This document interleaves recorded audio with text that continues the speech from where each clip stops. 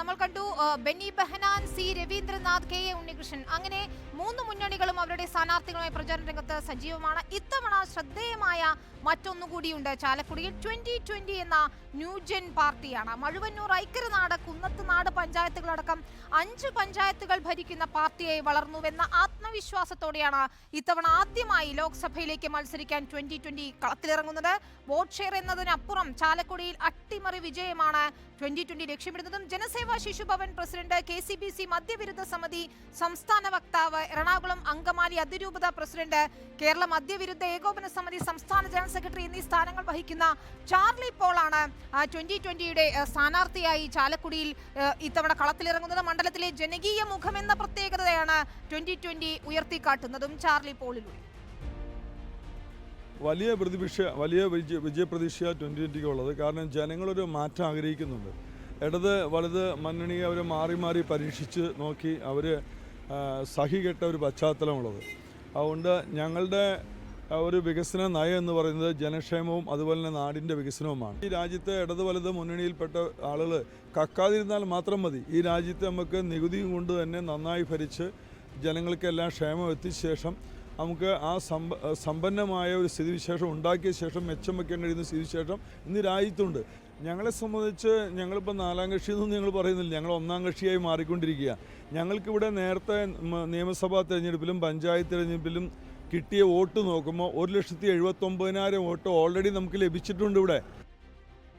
അതുതന്നെയാണ് 5 പഞ്ചായത്തുകൾ ഭരിക്കുന്നതിന്റെ ആത്മവിശ്വാസത്തിൽ തന്നെയാണ് 2020 അവിടെ ആദ്യമായി ലോക്സഭയിലേക്ക് സ്ഥാനാർത്ഥിയെ നിർത്തുന്നതും. റോഷിപാൽ നൽകും വിവരങ്ങൾ. റോഷിപാൽ, 2020 കൂടി സ്ഥാനാർത്ഥിയെ നിർത്തിയതോടെ ചാലക്കുടിയിൽ ഒരു ചതുഷ്കോണ മത്സരം എന്ന ഒരു ഫീൽ ഉണ്ടാക്കാൻ കഴിഞ്ഞിട്ടുണ്ടോ? അവിടെ 5 പഞ്ചായത്തുകളുടെ ഭരണമുണ്ട് അവർക്ക്. അപ്പോൾ എത്രത്തോളം വോട്ട് പിടിക്കാനാകുമെന്നാണ് 2020യുടെ ഒരു പ്രതീക്ഷ?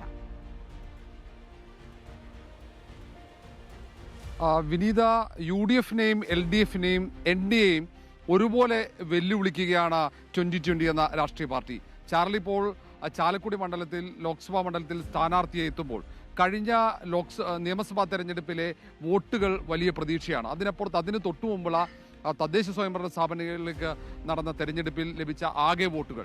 ഇത്തരം വോട്ടുകളിലാണ് 2020യുടെ പ്രതീക്ഷ. സ്ഥാനാർത്ഥിയുടെ ജനകീയ മുഖത്തിനപ്പുറത്ത് 2020 ഉയർത്തുന്ന ആശയം ചാലക്കുടിയിലെ വോട്ടർമാർ പിന്തുണയ്ക്കുമെന്ന പ്രതീക്ഷ 2020 ക്യാമ്പയിനുണ്ട്. ഏതായാലും ഈ തവണ വെല്ലുവിളി ഇരു മുന്നണികൾക്കും 3 മുന്നണികൾക്കും ഒരുപോലെ 2020 ഉയർത്തുമെന്ന കാര്യത്തിൽ ഒരു സംശയവുമില്ല. കഴിഞ്ഞ നിയമസഭാ തെരഞ്ഞെടുപ്പിൽ അറിയാം, കോൺഗ്രസിന്റെ പ്രധാനപ്പെട്ട മണ്ഡലമായ കുന്നത്തുനാടിലെ പരാജയത്തിന്റെ പ്രധാന കാരണമായത് 2020 ആണ്.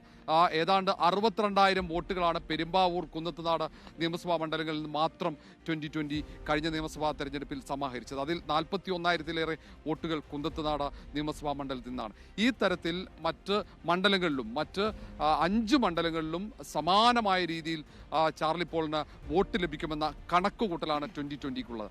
അഴിമതിക്കെതിരെയുള്ള പോരാട്ടമാണ് 2020 ഉയർത്തുന്നത്. മാതൃകയായി 5 പഞ്ചായത്തുകളിലെ ഭരണം ഉയർത്തിക്കാട്ടുന്നു.